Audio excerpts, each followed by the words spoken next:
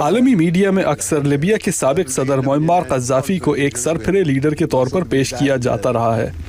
ان کی شخصیت کے جو پہلو حیرت انگیز تھے ان میں ان کا خواتین باڈی گارڈز کو رکھنا، خیموں میں رہنا، مائیکل جیکسن جیسی وردی اور دوسرے رنگین لباس پہننا شامل ہیں۔ آخر وہ کون سی نفسیاتی وجوہات تھیں جنہوں نے لیبیا کے سابق رہنما کو اس قدر عجیب و غریب زندگی گزارنے پر مجبور کیا؟ یہ جاننے کے لیے ہم نے بات کی CIA کے سابق پولیٹیکل سائیکالوجسٹ ڈاکٹر جیرلڈ پوسٹ سے۔ ڈاکٹر جیرلڈ پوسٹ کی خدمات CIA نے عالمی لیڈروں کے نفسیاتی خاکے تیار کرنے کے لیے حاصل کی تھی تاکہ یہ سمجھا جا سکے کہ سیاست کی دنیا میں وہ کس قسم کے فیصلے کرنے کی صلاحیت رکھتے ہیں۔ پولیٹیکل سائیکالوجی در حقیقت سیاست اور نفسیات کے شعبوں کا آپس میں ملاپ ہے۔ یہ ہمیں وہ نفسیاتی وجوہات بتاتی ہیں جن کی وجہ سے لیڈر ابھرتے ہیں اور ان کو ماننے والے ان کے پیچھے چلتے ہیں۔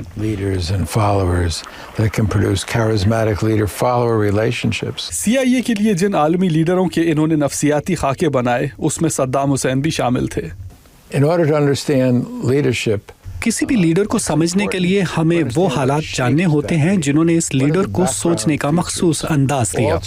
آج کل کے لیڈروں کی موجودہ زندگی کی تفصیلات سے تو ہم خوب واقف ہیں، مگر بچہ ہی تو بڑے کا استاد ہوتا ہے۔ یہ جاننا بھی ہوگا کہ ماضی کے کون سے حالات اس انسان کی شخصیت پر اثر انداز ہو رہے ہیں۔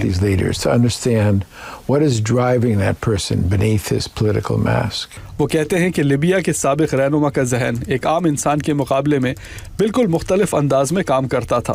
ان کا حلیہ خیمے میں رہنے کی خواہش اور عجیب و غریب سیاسی فیصلوں کی وجہ بھی ان کے بچپن کے چند حالات تھے۔ وہ ایک مختلف دھن پر چلنے والے انسان تھے۔ ان کی پیدائش شہر سے باہر ہوئی، یعنی وہ ایک ریگستان کے بدو خاندان سے تھے۔ جب انہیں ذہین ہونے کی وجہ سے طرابلس کے ایک اسکول میں بھیجا گیا تو اسکول کے باقی بچوں نے ان کا مذاق اڑایا۔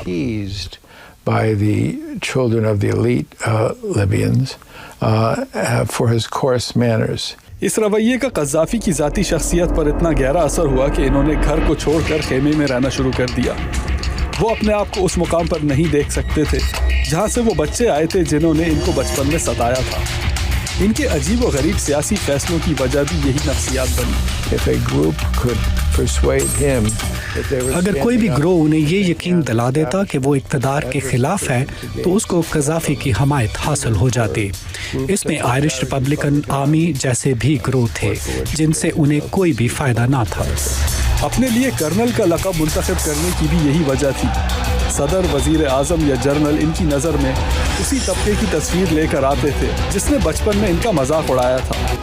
کرنل فوج کا سب سے بڑا عہدہ نہیں ہوتا، مگر کیونکہ ایک طاقتور عہدہ تھا اس وجہ سے ان کا لقب بن گیا۔ Abdul Aziz Khan, Urdu VOA، Washington.